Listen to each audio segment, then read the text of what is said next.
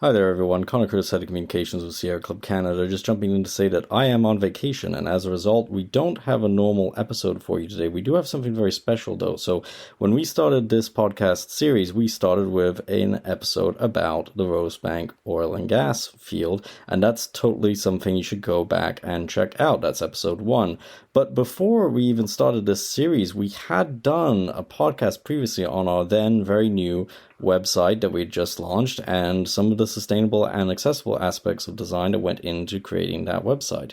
And we never put that on the actual podcast list until now, and it's definitely worth listening to. For a lot of you, you probably haven't heard it before if you're subscribed to this podcast. If you have, here's something cool to check out again and to learn some more about digital accessibility, website design, and environmentally friendly website design. So hope you enjoyed a special episode of the Sierra Club Canada's Environment in Canada podcast. Before we begin, just a reminder that you can take action on environmental issues by visiting sierraclub.ca. We have tons of petitions, other actions and events, and regular news updates you can sign up for on the homepage. You can also find Sierra Club Canada on social media, and you can listen to the Environment in Canada podcast on the Harbinger Media Network, Spotify, Apple Podcasts, iHeartRadio, and YouTube, or wherever you get your podcasts. This podcast also airs on CKUT Broadcast Radio in Montreal 90.3 FM bi-weekly on Tuesdays at 11 a.m. ET.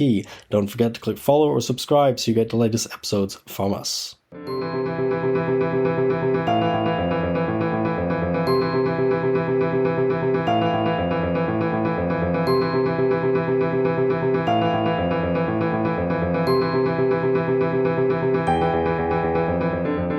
So thank you everybody for joining me today. For those of you listening in on this podcast after it's recorded, this is sort of a Sierra Club Canada general podcast. We're not sure whether or not this is going to be like one of a series, but this one's definitely part of the website rebuild that we've been doing, and we wanted to have a chance to chat with you, our supporters, and anybody else who may be listening in who's thinking about being a supporter about the new website, what sort of went into it and what some of the philosophy is around it. And through the process, maybe learn a little bit about the Sierra Club Canada Foundation. We're also really grateful to have with us today a couple of folks, Daniel and Janika from Mangrove Web Design, who have been helping us, the website, formerly known as Man Overboard. Hoping I can chat a bit with them. We can chat with them about their side of things and sort of website building and some of the philosophies that go into website design. So for those of you who don't know who I am, Connor Curtis, Head of Communications and Sierra Club Canada, and maybe just as people chat, if they want to introduce who they are as well at the beginning. Jumping in here to mention this chat is with Barry Stemshorn, Jessica Murray, Owen Legat Stewart, and Lauren Scott from our board of directors, Gretchen Fitzgerald, National Programs Director, and as previously mentioned, Mangrove's Daniel Lamb and Janika Vojtovic. I wanted to open today's conversation by talking a little bit about like what a website is today for an ENGO versus like maybe what it was like 15 years ago. And partially that came from me because I did some design on kind of smaller websites, but many years ago and now, and then I sort of watched a slow progression into what a website is now. And it seems like it's a much more complex thing. Does anybody want to take that? Well, I can go. Go for it. Or Barry, if you want to take that first, that's fine. You go ahead. I'll follow. Sure.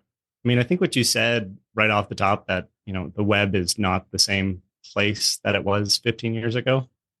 While certain things have definitely stayed the same, like a website obviously has to generally inform the public and your audience, and it needs to reflect your organization's values. And it, of course, gives your organization credibility when people go to look you up. But in the modern web, I think the expectations of engagement and the expectation that your website is going to provide exactly the content that your audience is looking for and that it's very easy to find, I think the bar is set so much higher now. The modern web has so many more tools available compared to the past for engagement. Even things as simple as like a working contact form and an ability to collect donations through the website as a source are so valuable nowadays. I think that's a good start for this topic. Yeah, and Barry, I know you have some follow-up thoughts. Sorry, I had to leave. My cat was playing golf on the floor. It's a wood floor, and he has this great toy, but it's really noisy. So I can't speak to what a website has traditionally and currently been, but I can tell you that the importance of this one to me. I'm a new member of the board of the Sierra Club Foundation Canada. And it's a very complex organization on itself. And that's not a negative statement. That reflects the reality of the issues it's addressing across the country, ranging from oil and gas sector issues to coal production, all of the climate change related things. In Quebec, the programs on avian biodiversity and so on and so forth. So the website is fundamental to me in helping to understand the organization of it, its structure and complexity, and power. And then there's an underlying piece, which is the youth investment in young people. And my, do I ever wish I'd had that when I was a youngster? You know, I mean, it's where my intuition took me, but to have had an actual program to build on would have been fabulous. So that's a thread running through this complex organization that I really appreciate. So, and I look forward to seeing the new website and how it brings these things out, because I know that what I've been saying is very much the thinking of the organization. So thank you for hosting this. Speak to something that, yeah, both of you mentioned, like, you know, the changing nature of the website as a thing. One thing is as added to the complexity. I mean, when I started out doing a bit of basic, you know, like website building and stuff like that, it was really more about just having a place for some information on something, and it was kind of secondary to the organization. And then Barry, as you're mentioning, the Sierra Club Canada Foundation itself is such a widespread and diverse organization that works on all these local issues and has all these local initiatives that require their own sort of implementation and functionality. I think, you know, in the rebuild, I don't think we were ever going to be able to like really boil that down to something simple, but it's kind of interesting to have to deal with that complexity. I wonder if anybody would like to chat to maybe that you know, that complexity of the organization and some of the different programs. I'd maybe love to hear Gretchen after, as someone who is so deeply involved in our different programs. But from a communications lens, I do think what is important is that we tend to be at a time where we're reading headlines, and a lot of the programs we work on are such complex issues that require a longer form narrative built around it. And so there is a lot of value of being able to be a source of truth. If people want to find out more as to why we're working on a certain program, progress that we've had, it allows them to dive in deeper into the content. So sometimes maybe other avenues will be the inbound opportunity, whether it is through they've read an article that was mentioned Gretchen and a campaign we're working on, or they've seen a social media post, but it's really that central repository that they can double click into the information and get more of that context that is often necessary for more complex, delicate topics like those that we tend to dive into at Sierra Club Canada Foundation. Yeah, and I will say from a program point of view, there was great demand for this new website. So this is really a big moment, and really grateful to all of you for being there and working so hard to steer us through this. Yeah, I guess since I started working on sort of the web and all this talk of AI recently has made me reflect on the fact that, you know, it was only in my kind of second years of university that I got an email address, which is really hard to describe to my 8-year-old daughter who's, you know, on apps, etc. So yeah, things have really evolved, but I guess for me and some of the things we work on, the website has changed maybe from being, of course, the only place where people hear about our work to kind of like what you were saying, Lauren, it's a place where people can make sense of the bits that they hear about different issues. and I hope also get engaged with us through greater understanding of our purpose and the work that we're doing. So that's what I'm hoping. And I guess the other thing is just images are just so important now, and that has really changed. I mean, I remember working with, I forget what it was called, clip art or something. And some of the first things I designed. I mean, imagery and video. Anyway, just the ability to convey things in different ways for different learning styles.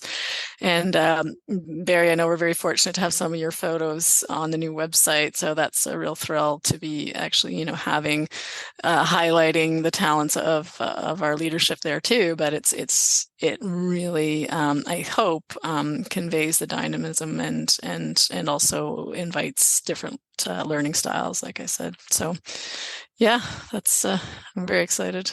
Well, I'll look forward to seeing which ones Connor picked, and I do have more for him.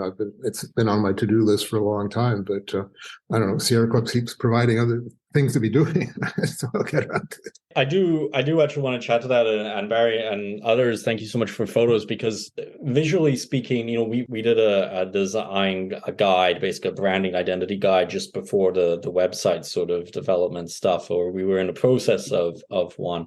And I think one of the nice things that I'm seeing as the website comes together is that both the guide itself has been such an internal conversation within the club, and everybody's sort of had different ideas, and they've come together into that style guide, and then that style guide as well has now been implemented on the website. And so the visual look, the overall visual look, for one thing, sort of feels like something that really is an expression of the people working and for the club, and the people on the board, and the people who had input into that. But also, like photos, we do have some stock images on the site that we've drawn from stock, but a lot of the images are from actual events that Sierra Club Canada held. They're from people who work or are involved with the club who donated images to the website. So there is something really lovely and personal to it. And again, thank you to Mangrove for implementing all of that work, because I think they've done a great job of sort of bringing that together. It maybe ties a bit into the next subject line, which I guess is what some of the big obstacles that you face in website design, how in this case maybe we overcame some of them. And don't know if Daniel or Janika, you'd like to start us off with that, since you do this professionally, and you probably run into this a lot more than we do. I could try to speak to this one as well. I think for organizations like yourself, who have such like an incredibly rich history and so many years of great content, the biggest struggle is always, how do we accommodate all of this, but maybe not necessarily all of it? And how can we organize that in a way that people can actually get to what they need? Right. So in order to, I guess, carry an organization like yourself forward into a new evolution of your website, just a huge content audit is so necessary. And a second major point, I think, which was, I believe, brought up by you, Lauren, was that when we compare the web of yesterday, which was more centered around a very good homepage, let's say, and that homepage would lead you deeper down into the more specific content, the various access points of a modern website, they're all over the place. We're in a world where you don't actually really know or have any control over that initial inlet or intake into your website. So it's crucial that at a first glance on any page, you look good.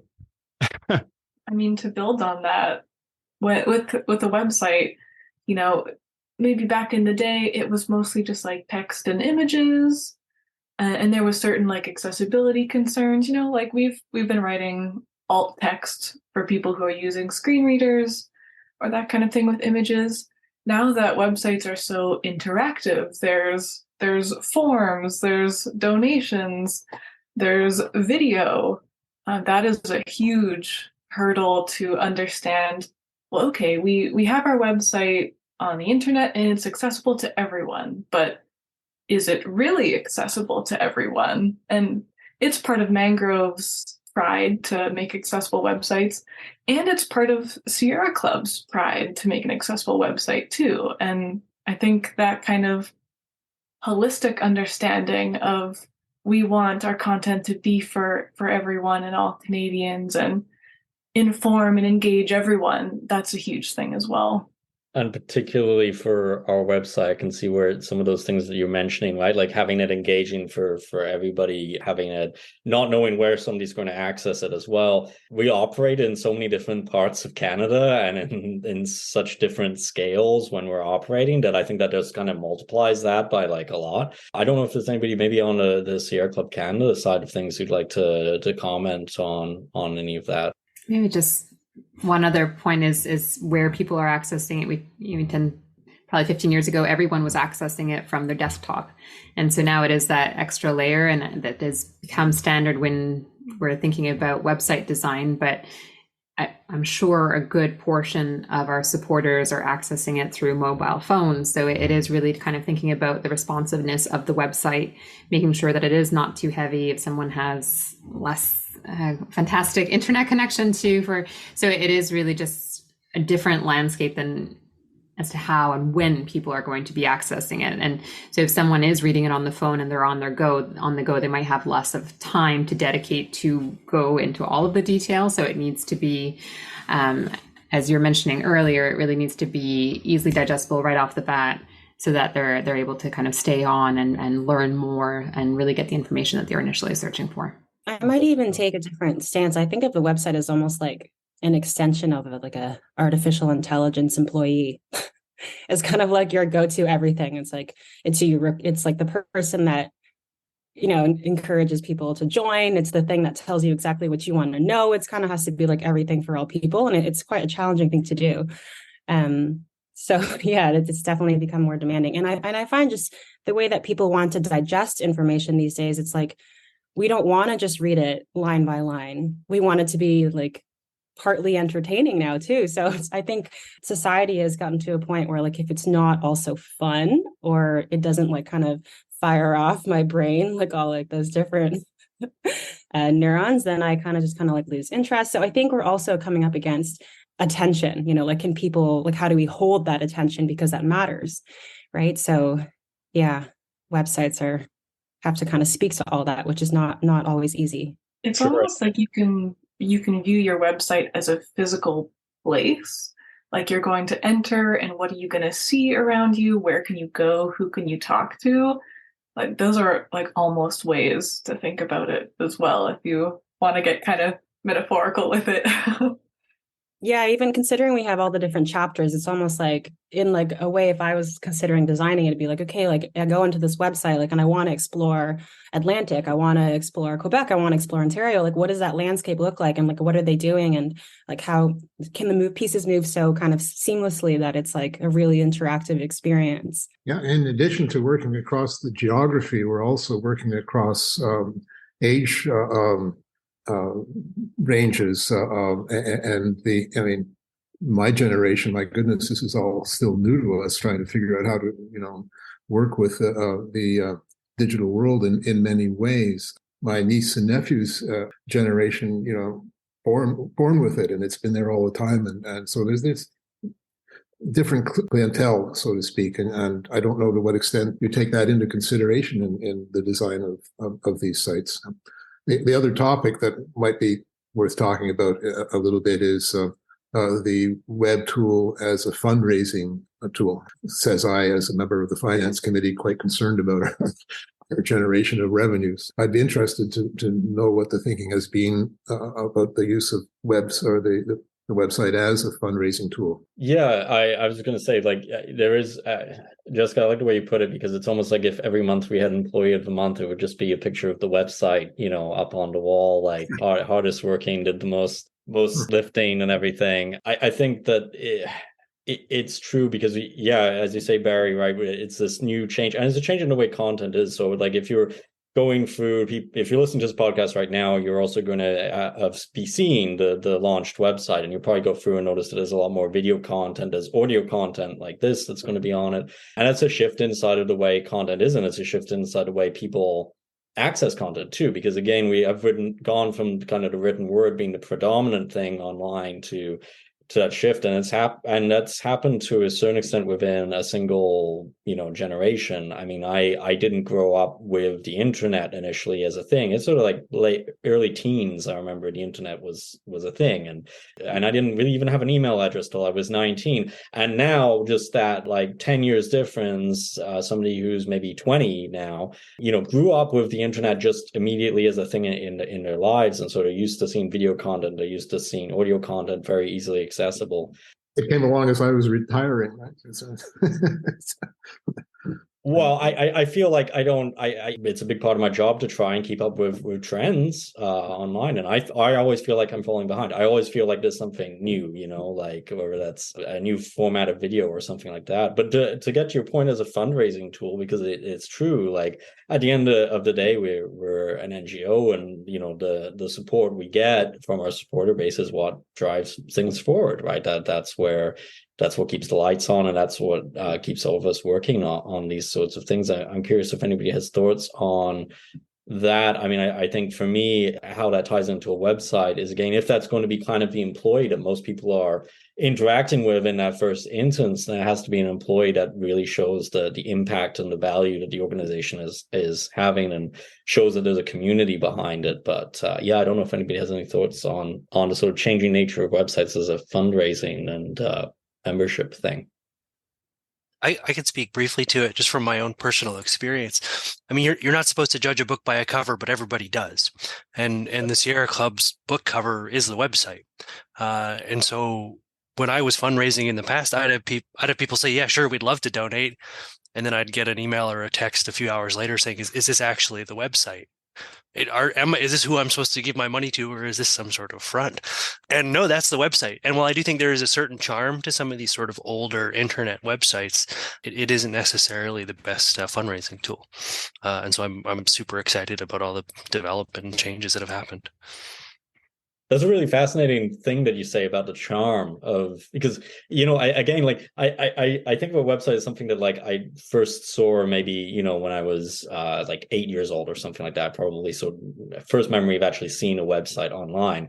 And I would never at that time have thought of it as something that I would look back on and say, there's a charm about that. It's like seeing a Victorian manor house or something like that, it's interesting how we see that. But there's definitely a need, as you say, for a refresh. And something I found interesting in doing a lot of the research behind the design before we sort of even set out on it was that there was sort of this shift in thinking from a website redesign to being like, it's done in a year and then it's up and that's the new website and that's it, to you create the website and then over the next 2 to 3 years you keep refining it and you treat it as a project that is engaging. And actually, for those of you listening, I mean, that's where you come in, and that's where we want your help. Go through the website, take a look, see if there's things that you think aren't working, or things that maybe we can improve, and let us know, because that's kind of, with a website of this size, we know we're going to be doing improvements, and with a website of this complexity and just the complexity of the organization, we know that's where we get to a really refined sort of system for a lot of these things, is by engaging with you rather than just sort of like giving you the product that's supposed to be absolutely complete. It should be an evolving thing. I'm curious if anybody has thoughts about that kind of evolving nature of the website and sort of how it will change over time. Perhaps speaking generally about websites, our organization has always believed more in a sustainable web approach. So every time you create a website, there's kind of two extreme polarized directions you can go. You can either build a website that's like a bonsai tree, right? Something that you carefully shape and you guide in the direction you want to go and you maintain it forever. And it's a bit of a dark metaphor, but the other side is building a tombstone. You write your message and then it never changes again. It's literally set in stone. So yeah, generally speaking, we want to go to the first one. Yeah, and I think the nature of the Sierra Club's work is it's constantly changing. It's like one thing can be true for a week and then suddenly, like a court case comes out and it's like completely changed. So just the reality of it, especially when you're talking about different locations, it's just building a website that can be responsive to all those different changes, I think is really important, considering, like I almost think of a website as like, in terms of what Barry's asking about, like whether it can be used as a tool for fundraising. It's like when I get on that website, I have to like very quickly kind of through images discern, from the user perspective, like, is this me? Like, does this resonate? Do I want to be a part of this? And I mean, I think if the images and the content doesn't change, it's hard for it to feel like current, because especially when we're working on current issues, it's hard to feel like, oh, okay, like this is a thing that happened like 5 years ago. That's when you're like, okay, well, maybe they're not active anymore, right? So I think it's incredibly important actually for it to have that capability of showcasing new stories and new content, not everyday basis maybe, but like, frequent enough for it to show that we're active, we're here, and we want support. We want more numbers. We want to like work together. And that's definitely part of what makes a good website too, is that not only do people who are visiting the website have a good experience, but from the back end of the website, for people who work at Sierra Club Canada, can you properly edit the website and change things as you need? That's part of the reason why WordPress is such a popular platform, because it's open source and there's such a community behind it. It's always evolving with the time. So like that it really is part of it, from every perspective, is keeping things fresh and constant. Yeah, thank you for that, Jenica. I'm always concerned about putting my oar in on technical issues, but I am not someone with your folks' skill. But I will say, as a practitioner, what I've run into is a lot of creation of, but I love that, tombstone websites, because folks, we're a grassroots organization, and if they cannot convey the urgency of what they're dealing with or speak to their audience in the ways that they need to, there is a tendency to create those types of websites, and then you fall victim to exactly that, like what you mentioned, Jessica, is like, oh, I guess that's not happening anymore, when in fact that information has been transferred to a different part of the organization, or sometimes programs do go inactive, but that information is not accessible to Sierra Club folks anymore. So I just love the fact that with this new platform, and I'm kind of interested to hear some details of the accessibility from an outward point of view, but features what people can access who are trying to look for information on the website externally, but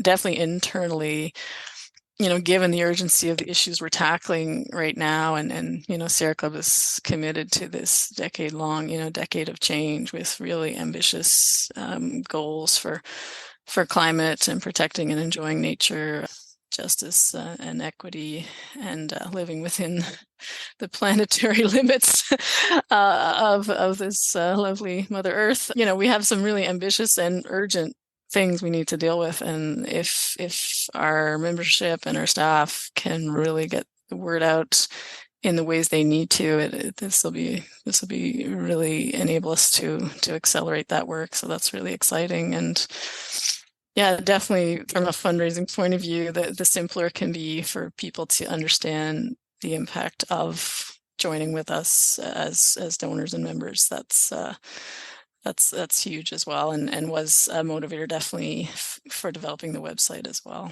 And to speak to that outside, because I think the internal has been one thing. Definitely staff have wanted to, be able to build out new pages, right? Like if they want to deal with a particular topic area, and now that we are switching over to WordPress, there's the ability to do that, which is really great. We did make sort of a strategic choice, not so much to go with like a full membership portal with the website redesign, and part of that was, well, just general feedback that, of course, came back and said we should do that as a secondary thing, but also just the scope of the website would be enough, sort of for one project. But we definitely have looked through, like with the web forms and sort of the ways in which people do interact with the site.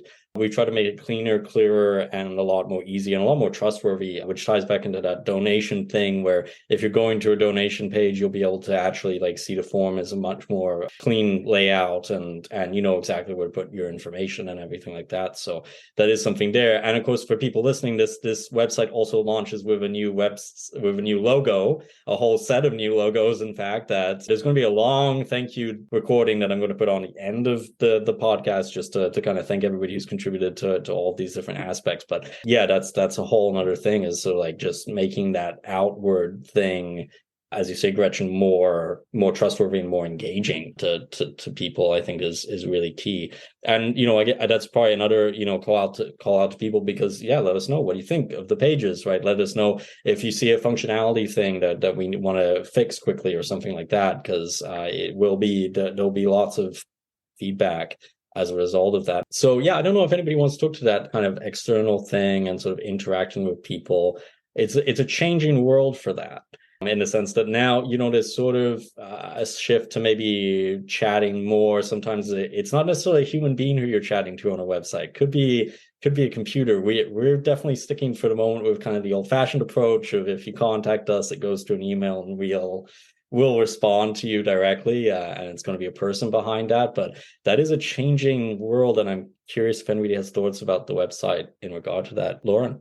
Yeah, it's something that I study a lot outside of my role within Sierra Club and just working in communications, and the expectations around the speed at which now we expect to get a response. I was reading a recent study that it was somewhere between 10 and 30 minutes from a company that we expect to have a response back. And that is more in the business to consumer directly. Let's say you have a problem with a shoe company, you want to hear back within that very small time window. I do believe those studies are probably more on the corporation, public or private, but just more on the company corporate side versus a nonprofit. There's probably a little bit more grace that we can give to organizations that we know are working with a very lean team.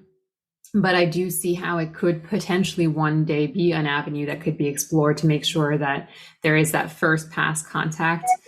That being said, I know that as a grassroots organization, we really value hearing the voices directly from the ground up of our supporters. And so I think for right now, as you're saying, Connor, we do want to make sure that we're having open channels of communication, but from human to human, to make sure that we're really understanding all of the nuances. So I can't say what the future holds, whether or not we will adapt it. I know that definitely that probably the pushing factor is that speed of response.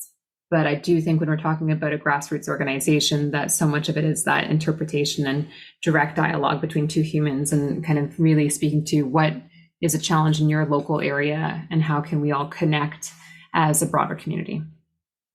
Yeah, so I think, you know, just anybody who's listening, you know, a bit of a slower response at the moment, maybe than you might find on other websites, but partially just, you know, we have a bit of a smaller team sometimes, and then also, at least when you do respond to us, it will definitely 100% be a human being on the other end, with maybe the exception of a greeting message on Facebook. I think we have that goes out, but the rest is all humans. So I guess one question, one final thing that I guess I was curious about is, in approaching this, one of the reasons we decided to work with Mangrove was, you know, your approach to website redesign really matched with a lot of our own internal ethics around it, whether that was looking at basically the accessibility of the site, but also the ecological impact of websites, which, to be honest, was not something I had really thought about until I engaged with your firm and was like, oh, right, yeah, that makes sense. Like, I'm hearing news articles about server farms and the impact on the environment, but I'd not put two and two together in terms of thinking of practical impacts a website would have in that regard. So I'm curious, I don't know if you want to start that conversation, talk a little bit about what Mangrove's approach is and sort of why you take it. And then I think we could definitely chat about where it does overlap with what Sierra Club Canada does. Such a big question, but a good question. I think maybe the place to start is that, you know, we're a B corporation, we're a B Corp. So I think when people first hear about B Corps, they tend to think about the ways in which, let's say, organizations that produce products, for example, and have maybe more obvious, tangible ways to reduce the impact on the planet.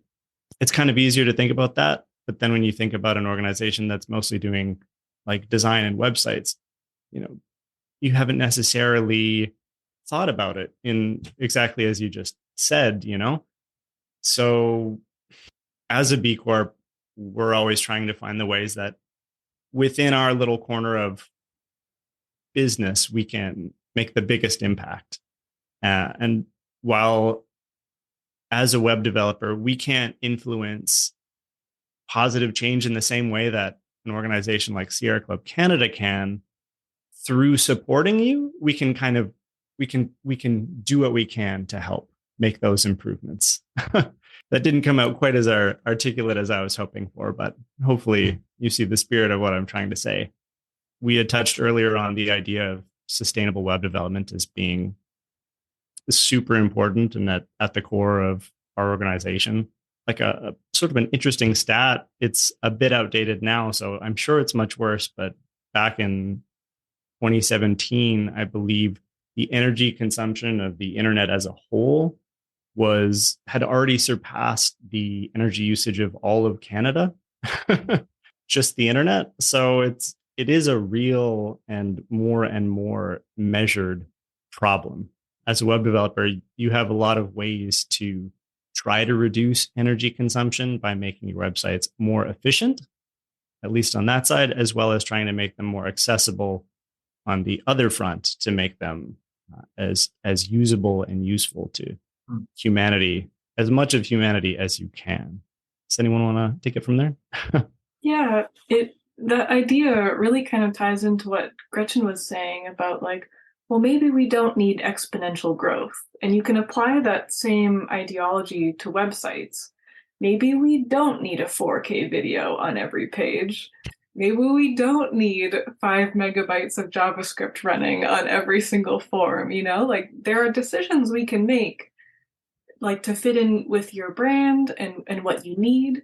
We choose the things we need, and then we think about these heavy cost, streaming things, all of these kind of calculations that you can possibly do. Well, I think it makes more sense to connect a website user, a website visitor, with a person and not with endless calculations and filtering through pages and that kind of thing too. These are kind of questions that we think about.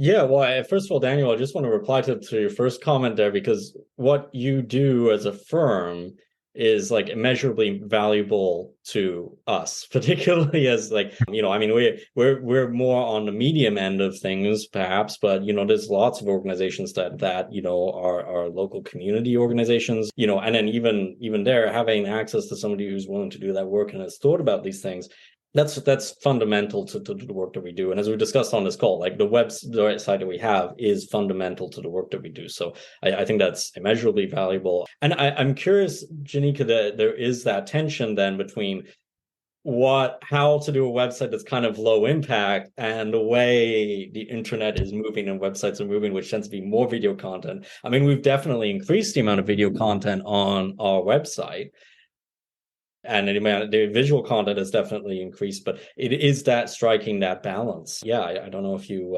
definitely there are some tips, if we all want video, we all want images, and we all want these engaging, exciting ways to show content, but there are simple things to do. Chances are your image is not going to be over 2,000 pixels wide. You could optimize your images. Or you can choose to do things like not automatically play video, which is kind of irritating from a visitor perspective anyways. But we don't have to start downloading megabytes of content unless the visitor wants to see it. It's just ways of thinking about things and asking those questions instead of just assuming yes, we need this, yes, we need this, yes, we need this. Well, let's think about it. What do we actually need, and what is the most sustainable way to do that? And I think a well-designed and developed website is a pleasure to use, no matter whether it has 1,000 bells and whistles or not. It's the flashiness of your website doesn't really connect to how good it is to use. Well, I mean, again, I'm really biased because of being working with you on the website redesign. But when I look at the website that has come out of this process, I see the information that I need on a page, and not things that are distracting me from that information, which also just for me is a more pleasant experience. Somebody listening, you may disagree, I'm sure we'll find out. But, and there's a balance, of course, to be found there, which I think, will, as the website, Bonsai Trees evolves. Daniel, I think you may have come up with the name for this episode.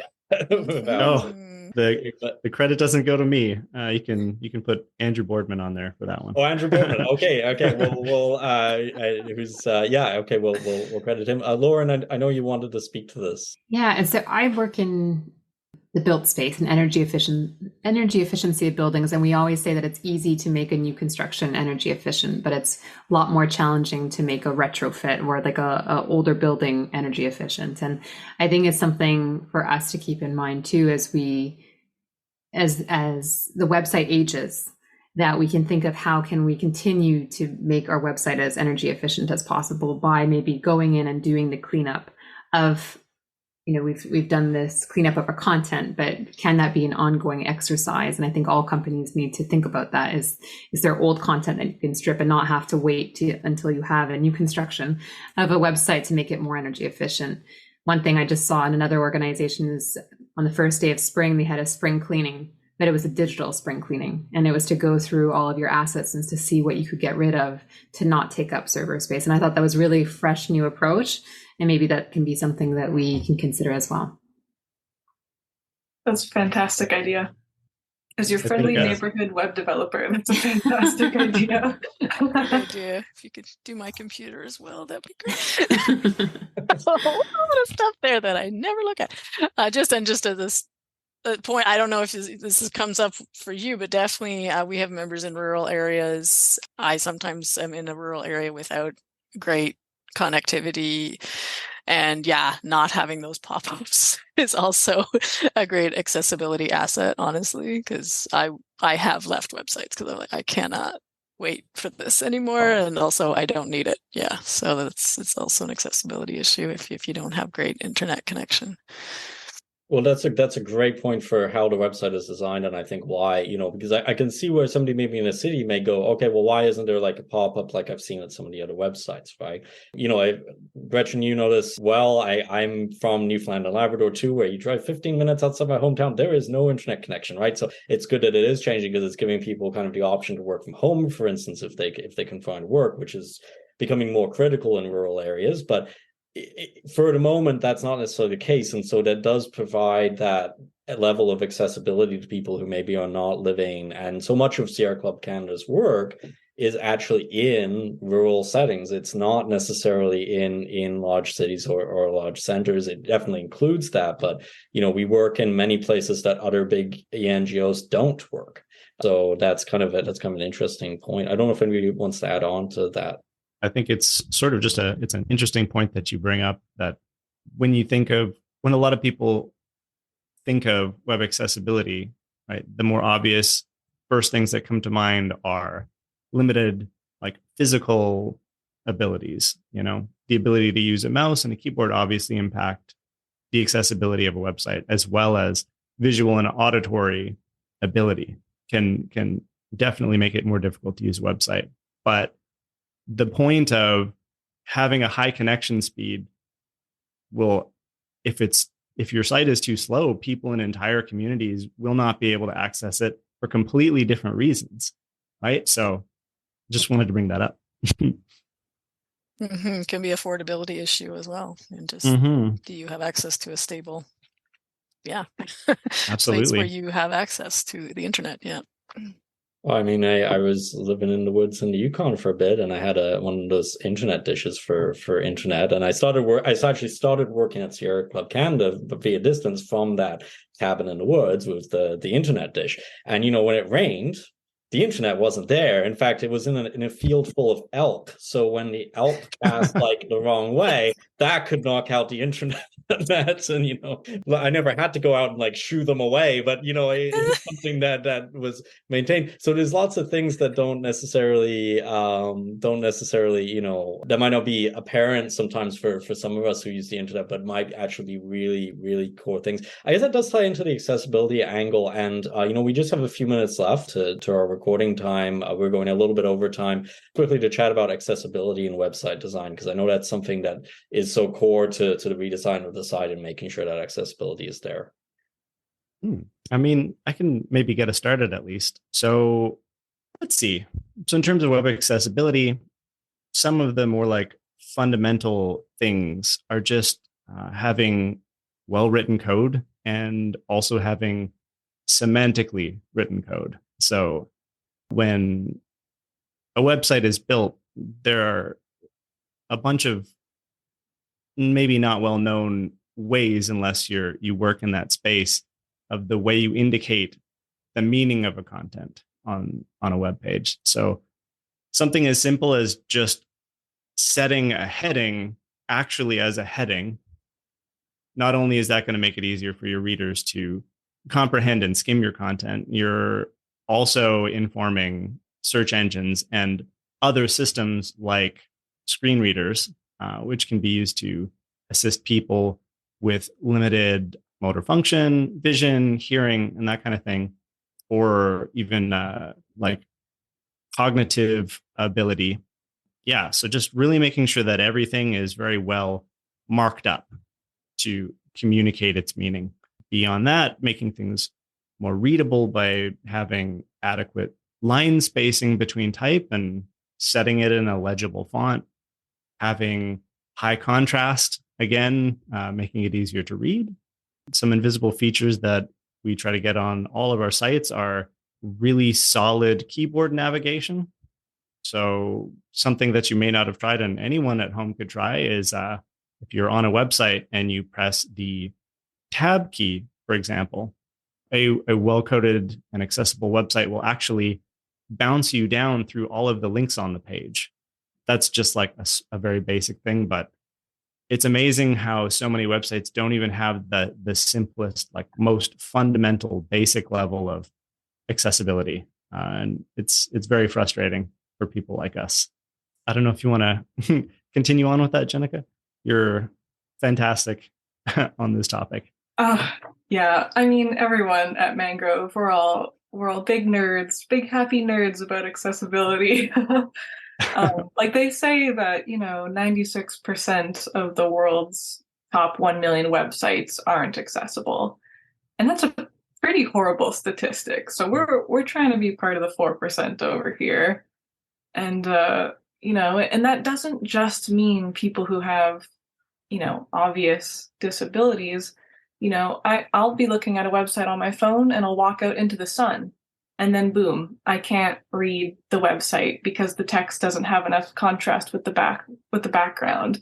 You know, or I go and break my arm and now I can't properly navigate the site with a mouse on a desktop computer or any of those things, you know. Accessibility is for everyone, and we're pretty passionate about it, and we're pretty happy with how it's going on the new Sierra Club website too. You know, every once in a while, we like to try to start an initiative when we see a particular thing that's lacking on the internet. And a few years ago, we created a website called serving.green, which tried to educate the general public specifically about energy consumption of the internet at large. But a more recent project that we worked on was called makeitaccessible.com. And that was make-it-accessible.com, where we've tried to highlight some of these issues, both in terms of stats, like 15% of the world experiences some sort of disability, which is a pretty big number. But most importantly, some of the ways, some of the accessibility challenges that exist, as well as ways to try to overcome them. And also to just have dialogue about this kind of thing. Because it's one of those things that traditionally it'll often get seen as not important and just sort of get swept under the rug. But that's just, it was never okay, and it's still not okay. So yeah, and it affects, as you say, things that, if you work out into the sun and the screen changes, I've had that happen with lots of websites. I can't, suddenly I can't see it. And for somebody who has then accessibility issues for that as well, like that's even worse. And there's lots of features that, as you say, things that maybe, I'm not going to notice when I go to a website, but which can make the world of difference for somebody who does benefit from those features. So anyway, we're really over time, about 8 minutes. I want to thank you all for staying on the call for as long as you have. And thank you to everybody who's listening into this afterwards. It's great. And again, we want to hear from you. This is supposed to be kind of that bonsai process, and a big part of that is engaging with our supporters. So yeah, thank you, everybody. And there'll be a full list of thank yous at the end, but a big shout out to Mangrove and to everybody who's on this call, who's put a lot of work into this. Yes. And I will add, I'm so glad the communications committee and Connor, also twigged to the accessibility issue. I know you did a survey, Connor, I think it was pre-COVID, and it was very clear that people who are engaging with us, this may be one of the key ways they can take action is online. Yeah. So if the website can be a window for that, I mean, I'm just so proud, and I'm glad we'll be part of that 4%, I hope, of great stuff. So yeah, thank you for walking us through that. Well, yeah, it's true. Actually, we did hear back from a comm survey. One of the big concerns was people who maybe couldn't come out to events, couldn't contribute in other ways, but they could contribute for digital actions. And almost all of them are hosted through the website. And so that was a big part of too, like a wake up call for us, I think. And in working too with Mangrove, we've learned so much around that and how to try to. So hopefully this will be a chance to provide something that people can really engage with. So once again, thank you, everybody, and we'll chat soon. Thanks all. Can't wait to see it. Bye. Thank you. Bye. Finally, I'd like to say a few thank you notes to those who made this website possible. First of all, thank you to Mangrove Web Development once again, formerly Man Overboard, who joined us today for the podcast. I want to say thank you to Alan Dixon, Data and Website Specialist, Blackfly Solutions, who specializes in website development, Drupal, Civi CRM, and social change. As well, thanks to Jules Chiquan Wilson, who did a lot of the French translation for the website. I want to say thank you to Hao Sen Chong, who helped redesign our style guide and logos, and to Peter Walbridge and the Sierra Club US team, who helped finalize the new logos.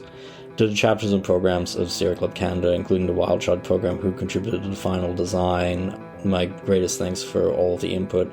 Special shout out there to Atlantic Chapter and Ocean Juneja and Tonette DeVoe, who contributed in this respect. The national staff, National Communications Committee, and the Sierra Club Canada Foundation Board worked really tirelessly to get this website up and running, and so a big thanks to them. Other external organizations and firms we consulted with on the redesign also helped out. I want to say thank you to the photographers from across the organization and externally who contributed to the beautiful pictures that make this website shine. Finally, to you, our supporters, members, and donors who helped us continue to do this work and who made this project possible. Thank you.